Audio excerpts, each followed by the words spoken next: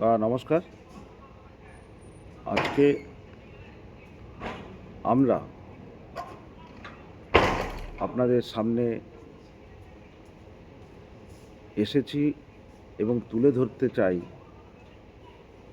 আমাদের যে অবস্থান চলছে, আমরা যে ইন্ডাস্ট্রিতে কাজ করছি সেই ব্যাপারে। আপনারা নিশ্চয়ই আমাদের আগে বলে রাখি, আমাদের ইউনিফর্ম থেকে বুঝতে পারছেন আমরা কোন ইন্ডাস্ট্রিতে কাজ করছি। আমার সাথে যারা কলিগরা আছেন তারা বিভিন্ন জেলা থেকে আমার সাথে বর্তমানে কাজ করছে এবং পূর্বে এবং আমাদের আউট অফ ওয়েস্ট বেঙ্গলে কাজ করতো। কেউ মুম্বাই, কেউ গোয়া, কেউ হায়দ্রাবাদ, কেউ মাদ্রাজে কাজ করতো। এখন ওরা ওই স্টেট ছেড়ে এখন নিজ স্টেটে কাজ করছে। তো ওদের অভিজ্ঞতা এবং ব্যক্তিগতভাবে আমার অভিজ্ঞতা এবং বিভিন্ন জায়গায় আমরা যে কাজ করে বেরিয়েছি, আমাদের ইন্ডাস্ট্রিতে যে সুযোগ সুবিধা পাওয়া দরকার ছিল এবং আমাদের ফ্যামিলির এই ইন্ডাস্ট্রিতে থেকে যা উপকার হওয়ার উচিত ছিল সেইভাবে আমরা কিছুই পাই না। এবং আপনাদের এটা আমরা বলছি এই কারণে, আপনারা জানেন যে বিগত দিনে পশ্চিমবাংলা সরকার, এখানে ছিলেন অন্য কোনো সরকার, এখন নতুন সরকার প্রতিষ্ঠিত হয়েছে।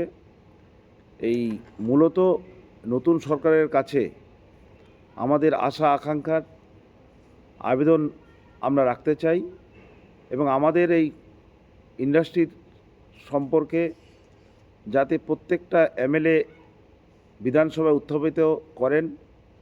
আমাদের অনেক কিছু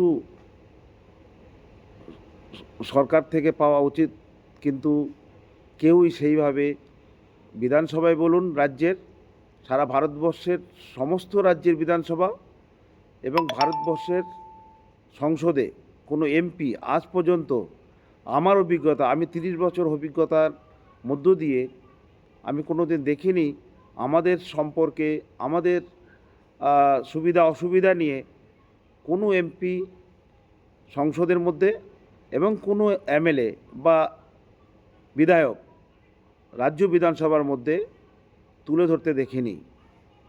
আমাদের ইন্ডাস্ট্রিতে আপনারা জানেন, হয়তো আপনারা অনেক লাখো লাখো আমাদের মতো ছেলেরা কাজ করে তাদের পরিবার নির্বাহ করছে।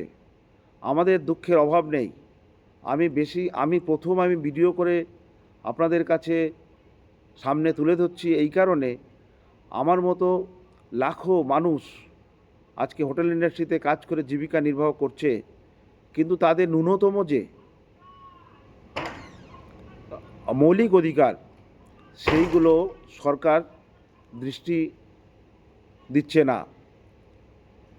আমার এই ভিডিওর মাধ্যমে যাতে আমাদের ইন্ডাস্ট্রির সম্পর্কে, আমাদের ইন্ডাস্ট্রিতে যারা কর্মরত শ্রমিক আছেন তাদের সমস্ত কিছু সুযোগ সুবিধা যাতে পায়, সেই জন্য বিধানসভার মধ্যে আলোচনা হোক এবং বিল এনে তাদের আরও কীভাবে উন্নতি করা যায় তার ব্যবস্থা করা হোক, এই আবেদন আমরা রাখছি।